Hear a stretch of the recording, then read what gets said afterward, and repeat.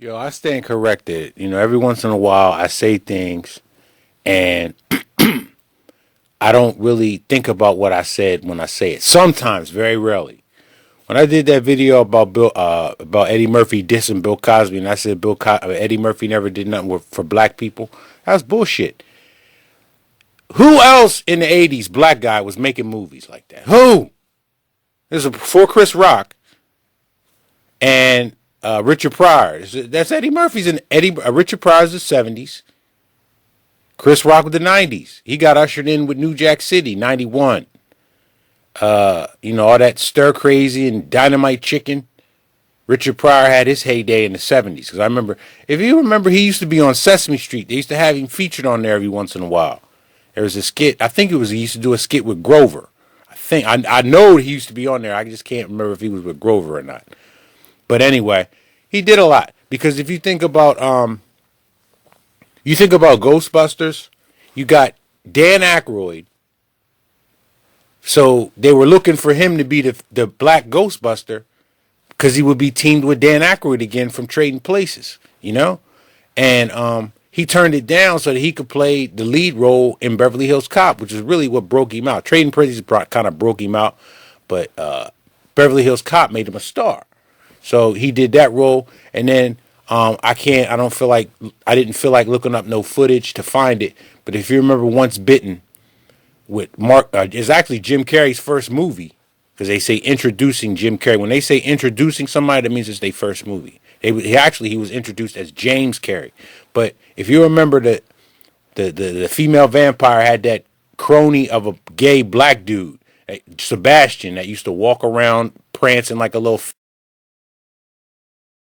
That's Eddie Murphy. Look at the size of them two niggas. And plus Eddie Murphy does a real good job of acting. No, he does a real good job of acting straight, even though he likes to ride around with. But that is not what this is about at all.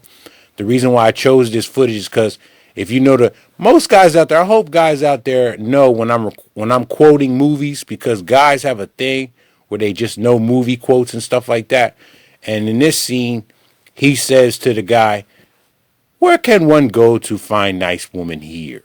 The whole world. You tell me that anywhere in the world that this is going on, where a dude just met a female and he's getting dressed, no matter what region of the world he's in, there's nobody doing this. That met a girl earlier today and is getting dressed up so he can take her out and go have drinks. Y'all, nobody has reported on the fact that this is forcing people to become more nondescript and less all for the broads. Meaning, you're not going out having drinks to emulate a love and hip hop scene where you going out throwing a drink on people. And think about how scared the girls are. I never thought about this too before today. There are women out there who prey on men to take them out to get something to eat. That's indefinitely called off for right now. There's none of that. I don't have food. Let me call that dude that I let him smell my panties twice. Let me call this fool, because I know he will take me to get something to eat, and I won't even let him smell my panties this time. They're worried about that leaving them, as well as the guys that really, halfway care about them, feeding them and taking care of them too. So that's why if you see an abundance of people, not people, but women smiling at you, you notice that that's what it is. I went to the farmer's market the other day and was getting small talk from the cashier that I don't normally get, and I wasn't trying to give it. I wasn't making eye contact. How are you today? No, I wasn't getting that shit 2 weeks ago, so stop with that shit. But anyway, that's what it is. That's what nobody seems to have said. It's the fact that these women can't be entertained by men because there's no place open for them to be entertained at all. You can't take them to the movies. You can't take them to the bar. You can't take them to dinner. You can't take them on no exotic vacation because the world is shut down right now.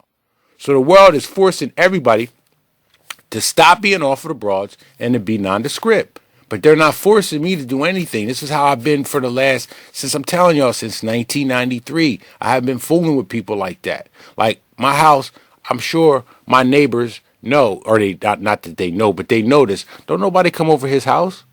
Nobody. And it's gonna stay like that.